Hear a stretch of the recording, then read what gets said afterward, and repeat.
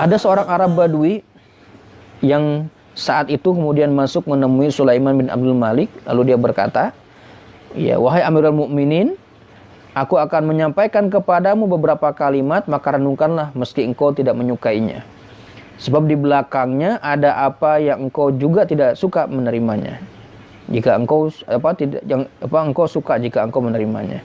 Lalu Sulaiman bin Abdul Malik berkata, katakanlah. Ya, kemudian dikatakan, wahai Amirul Mukminin, sungguh engkau dikelilingi orang-orang yang membeli duniamu dengan agama mereka. Ya, keriduanmu dengan kemurkaan Rob mereka. Mereka takut kepadamu di jalan Allah, sementara mereka tidak takut kepada Allah dalam menjalankan perintahmu. Mereka merobohkan akhirat dan memakmurkan dunia.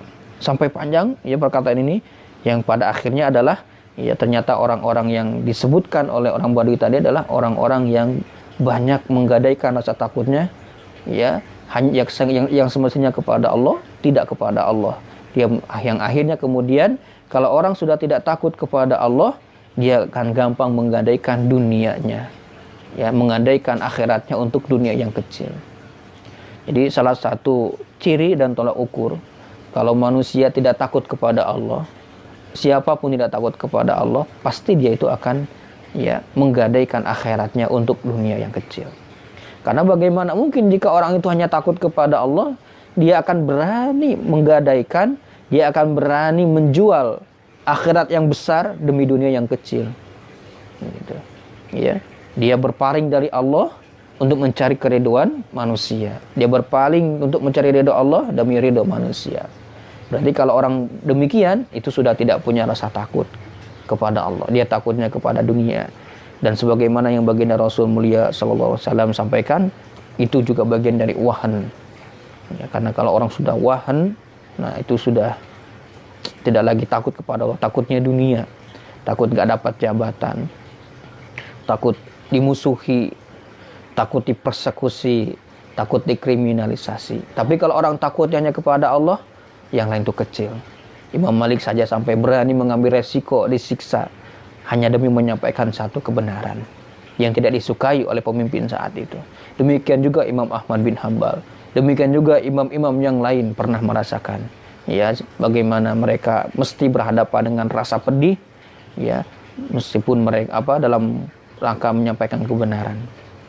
Ada satu orang yang pernah diutus kepada Imam Malik, kata Imam Malik, ketika Imam Malik itu dihukum, diikob ya karena tadi menyampaikan kebenaran itu yang tidak disukai oleh pemimpin saat itu. Nah, kemudian yang diutus itu atau yang datang menjenguk Imam Malik itu bertanya, ya Imam Malik, tidakkah engkau sakit ya merasakan siksaan itu ya, dan tidaklah engkau sudah sajalah ngikutin aja kok cuma perkataan demikian. Apa kata Imam Malik? Aku lebih baik memilih disiksa oleh manusia daripada nanti disiksa oleh Rabbul Izzati Allah Jalla Jalaluh, karena aku berpaling dari satu kebenaran ya, dan karena aku tidak menyampaikan kebenaran sehingga manusia jadi terjebak pada kebodohan, kesalahan. Nah, di sebelah selnya Imam Ahmad ini ada yang berkata, yang teriak, Imam Malik, mohon maaf ya Imam Malik, ya Tuan, mohon maaf, jangan takut ya, sesungguhnya yang sakit itu cuma 2 kali deraan saja.